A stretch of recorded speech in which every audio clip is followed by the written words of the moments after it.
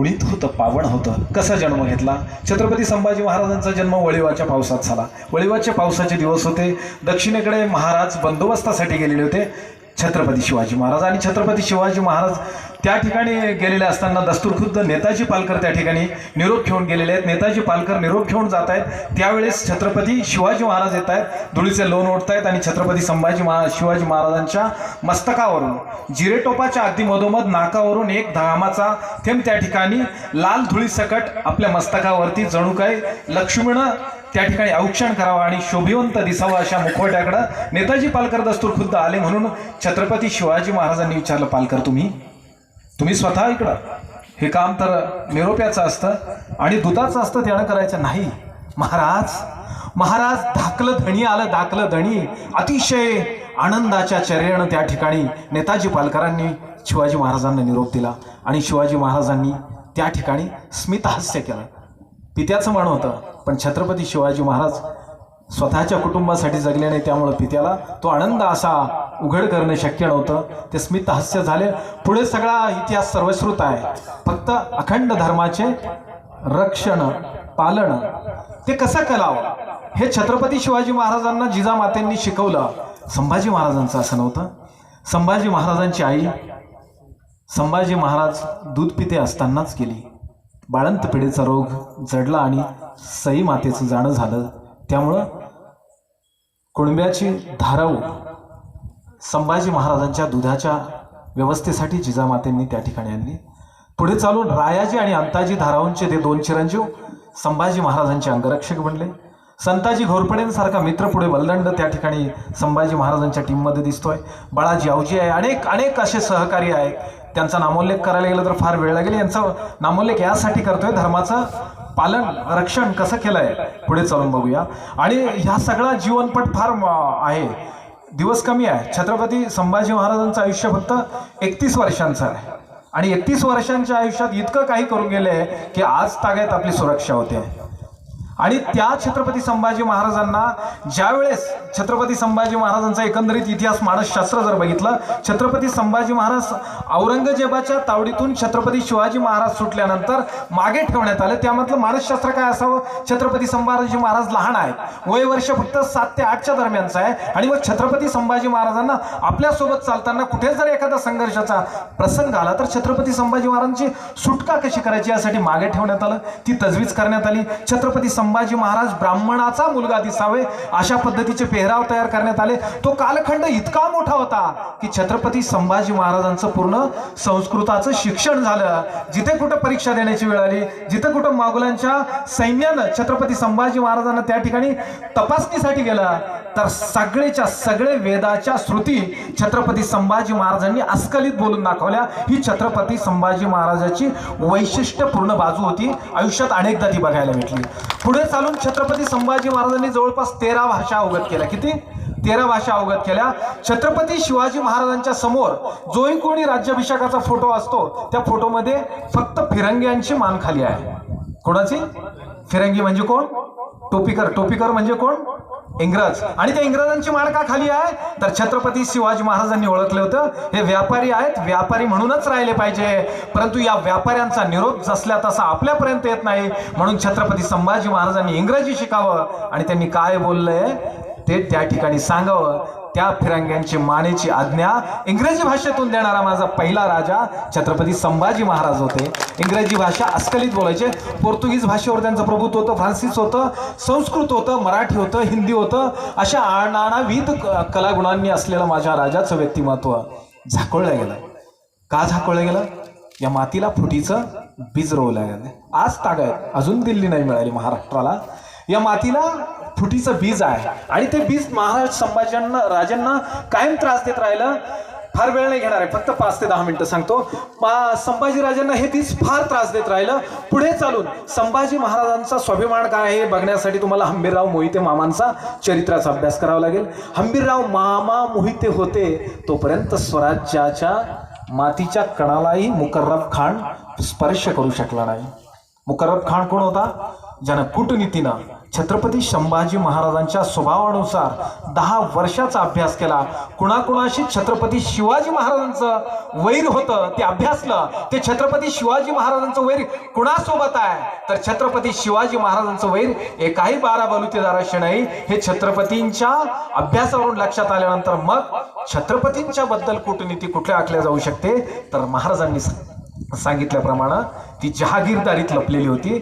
छत्रपतींनी आम्हाला शब्द दिला होता की जहागीरदारी देऊ, परंतु अनेकविध राजनीतिकारांनी त्या ठिकाणी वेगवेगळे आपले अभिप्राय त्या ठिकाणी दिलेले आहेत. असं तो पुढचा प्रश्न आहे. मुकर्रब खान चालून आला आणि तत्पर्यंत छत्रपती संभाजी महाराजांनी 120 लढाया लढल्या होत्या.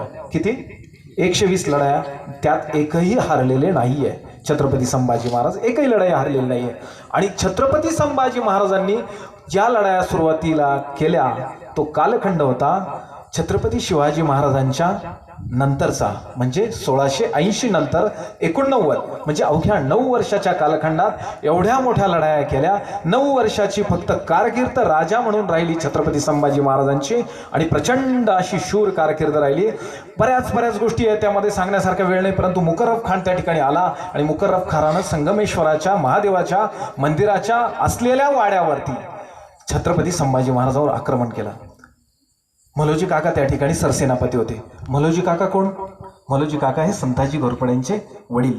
संताजी घोरपडे कोण तर मराठी अस्तित्वाचा माडबिंदू, शेवटचा आशीचा किरण संताजी घोरपडे. तोही फार मोठा चरित्राचा भाग आहे. परंतु संताजी घोरपडेंचे वडील मलोजी काका त्या ठिकाणी सांगतायत, राज तुम्ही निघा, राज तुम्ही इथनं निघा. आणि राज निघण्याच्या तयारीत नाहीये, कारण ती छत्रपतींची औलाद होती. सहकार्यांना सोडून रणातून पळालीच नाही कधी. राजे निघण्याच्या तयारीत नव्हते. संताजी घोरपडेला आज्ञा केली सरसेनापतींनी, सेनापती या नात्यानं तुला आदेश करतो, आपल्या छत्रपतींच्या घरचा हा कोम अखेरच्या श्वासापर्यंत जपायचा आहे, हा खुडू द्यायचा नाहीये. आणि तोही देखील मोगलांच्या ताब्यात तर जाऊच द्यायचा नाहीये. रायगड जवळ करा, छत्रपती संभाजी राजेंना घेऊन रायगड जवळ करा, हा सरसेनापतींचा आदेश आहे. स्वतःच्या मुलाला हा आदेश केलाय आणि सरसेनापतींनी केलेला आदेश दस्तूरखुद्द एका सेनापतीच्या मुलाने केलेला आदेश त्या ठिकाणी संभाजी राजेंना जेरबंद करण्याचा प्रयत्न करतायत घोरपडे, संताजी घोरपडे. पण ते कोण? जेरबंद करू शकणारे छत्रपती संभाजी नव्हते. ते सूर्याचं किरण होतं, ते वाऱ्याची झुळूक होती, तिला जेरबंद करू नाही शकलं कोणी. ती कोणतं बॉर्डर पिक्चर मधलं गाणं त्यांना तंतोतंत लागू होते. कोणतं? अशी कोणतीही सीमा नाही की वारा आणि पक्षी यांना तुम्ही बंदी करू शकलो. तर त्या ठिकाणी त्या मुकर्रब खानाच्या त्या सगळ्या वेढ्यामध्ये ही 2-2.5 हजाराची फौज फक्त आणि तिकडून जवळपास 3 लाखाची फौज त्या ठिकाणी आलेली आहे. आणि ती त्या ठिकाणी सगळा तो प्रकार चाललेला आहे. नदी संगमेश्वराच्या नदीच्या ठिकाणी संभाजी महाराजांना नेण्याचा प्रयत्न केला जातोय, परंतु अखेर संभाजी महाराज त्या ठिकाणी जेरबंद झाले आणि वयाच्या 80व्या वर्षी संताजीचे वडील मलोजी काकांनी आपला देह त्या ठिकाणी छत्रपती संभाजीराजेंसाठी ठेवलाय. तो प्रसंग फार भावनाशील आहे. छत्रपती संभाजी महाराजांच्या ठिकाणी आपल्या मलोजी काकांनी देह ठेवला हे संताजी घोरपडेंनी बघितलं आणि त्यांना मांडी दिली. मांडी दिल्यानंतर छत्रपती वाचले पाहिजे एवढे शब्द त्या ठिकाणून टिकतात आणि मलोजी काकांचा जीवनपट त्या ठिकाणी सांगायला सुरुवात करतात. आपण घोरपडे जरी असलो तरी भोसले दुसरे तिसरे कोणी नाही, घोरपडेच आहेत. आपण कशासाठी इकडे आलो महाराष्ट्रात? मग ती सगळी कारकीर्द सांगायला सुरुवात केली आणि संताजींचं रक्त सळसळलं. संताजी म्हणजे कोण आहे माहिती आहे तुम्हाला? घोड्याला स्वतःच्या खांद्यावर उचलून टाकणारा संताजी, असं चरित्रकार त्या ठिकाणी चरित्र वर्णन करतात. विचार करा संताजी घोरपड्यांच्या अंगात ताकद किती असेल. पण तोपर्यंत फार उशीर झालेला असतो. राजे जेरबंद झाल्यानंतर मलोजी काका शेवटच्या श्वासाला सांगता, रायगड जवळ करा, राणी येसूबाईंना सुरक्षित ठेवा. फार मोठा घटनाक्रम घडतो आणि संताजी घोरपडे वाऱ्याच्या वेगाने रायगड जवळ करू लागताय.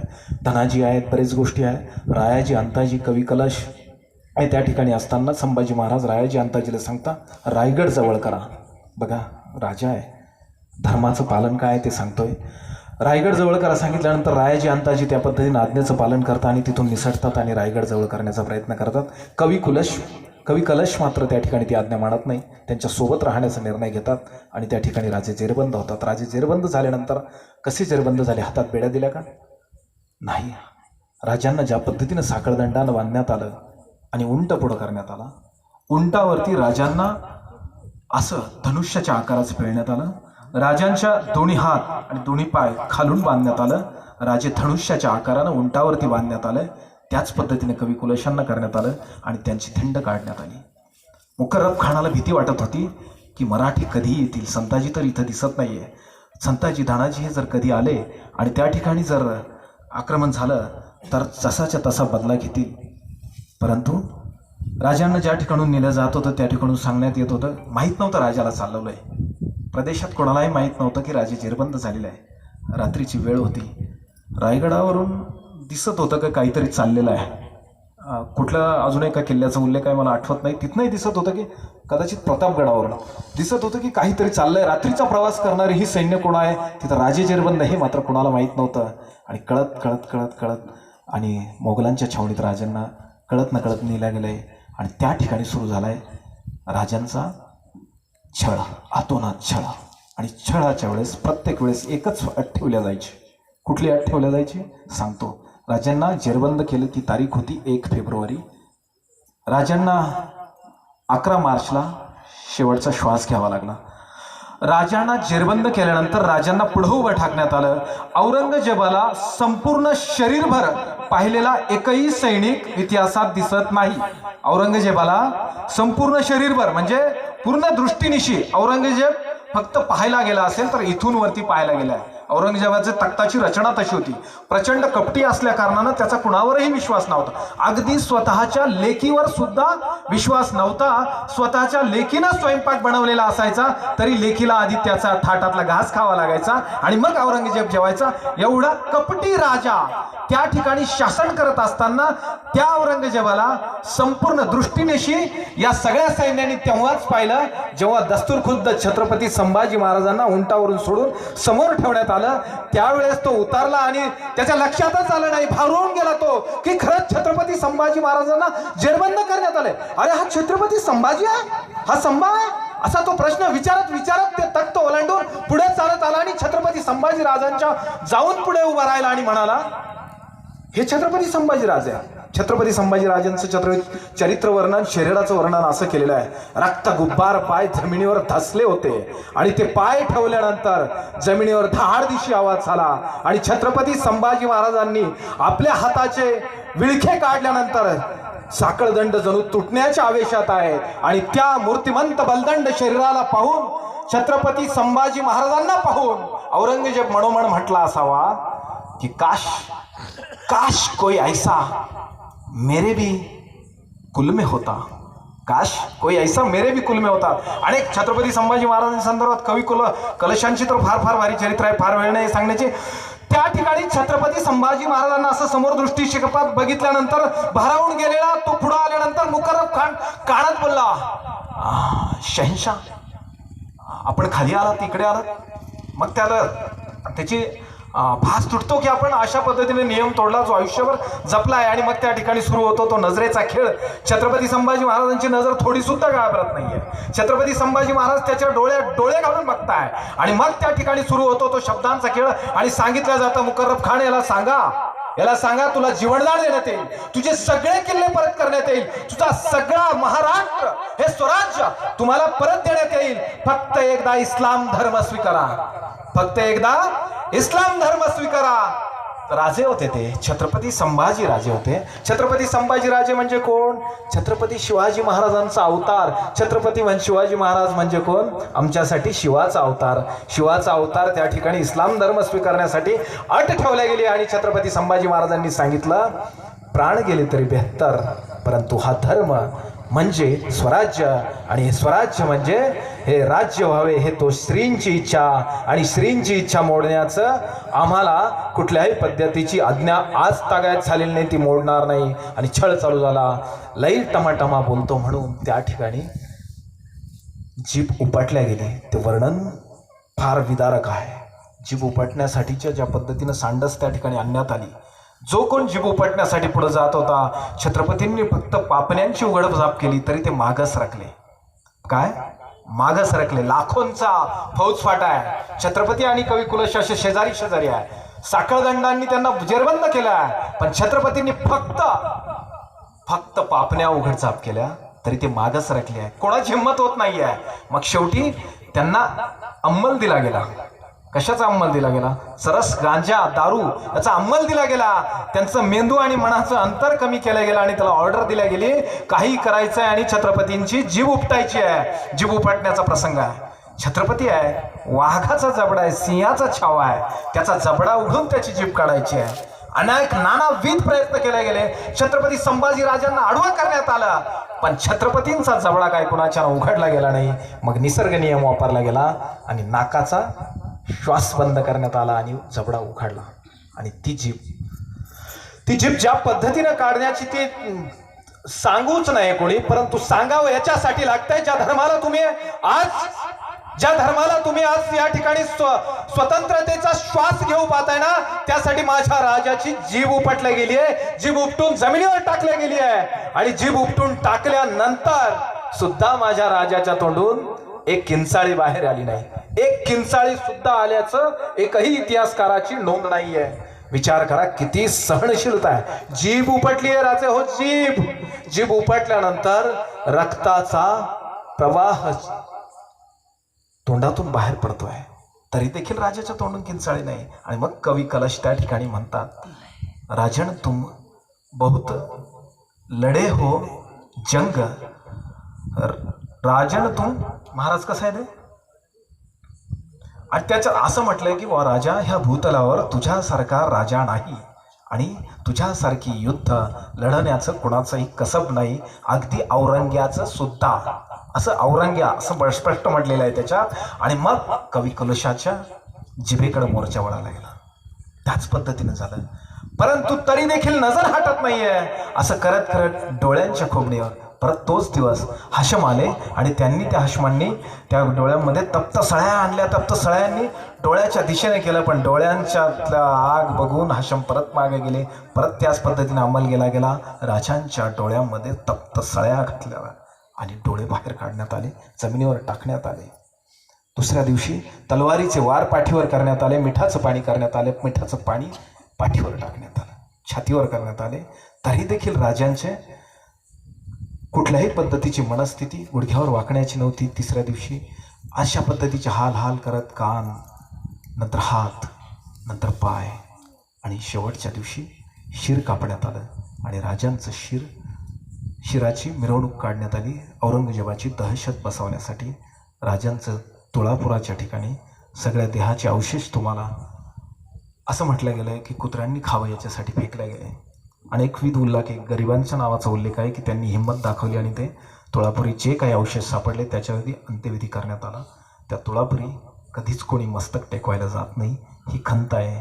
धर्माचं रक्षण अशा पद्धतीनं करावं लागतं की ती स्वतःच्या शरीराचे धिंडवडे निघाले, पण धर्माचा केस देखील वाकडा करू शकलेला नाही.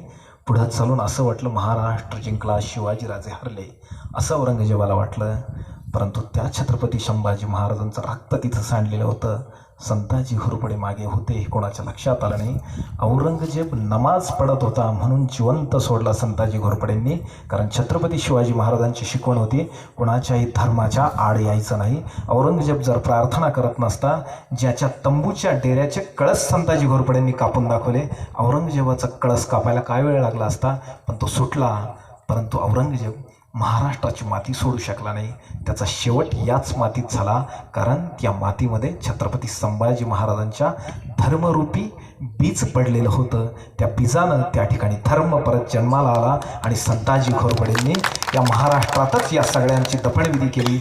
महाराष्ट्रात 5 गोष्टी व्हायला नको होत्या. छत्रपती शिवाजी महाराजांचं जाणं, छत्रपती संभाजी महाराजांचा घातपात, राणी येसूबाईंचं 30 वर्ष औरंगजेबाच्या मुलाच्या ताब्यात असणं, त्यानंतर संताजी घोरपड्यांच्या सोबत फार अन्याय झालेला आहे. संताजी घोरपड्यांचा खून होणं, संताजी घोरपड्यांना हत्यारासकट कोणीच मारू शकत नव्हतं. संताजी घोरपड्यांना सूर्याला जे अर्घ्य देतात ते अर्घ्य देण्याच्या वेळेस दांडपट्ट्यानं मारलेलं आहे आपल्याच लोकांनी. कोणाची हिंमत नव्हती संताजी घोरपड्यांना माराय. आणि ती 4थी घटना. आणि 5वी घटना, पहिले यशवंतरावांचा मृत्यू वयाच्या 32व्या वर्षी. ह्यातला एक जरी मनुष्य एकालाही म्हणता येईल, यातला एक जरी देव माणूस 80 वर्षाची उंमर गाठली असती ना तर हा भारत महाराष्ट्र नावाने ओळखला गेला असता. इतकी जबरदस्त आपली माणसं होती. असो, धर्माचं पालन कसं करावं हे माझ्या राजानं कधीतरी शिकवलेलं आहे. आपल्याला माणूस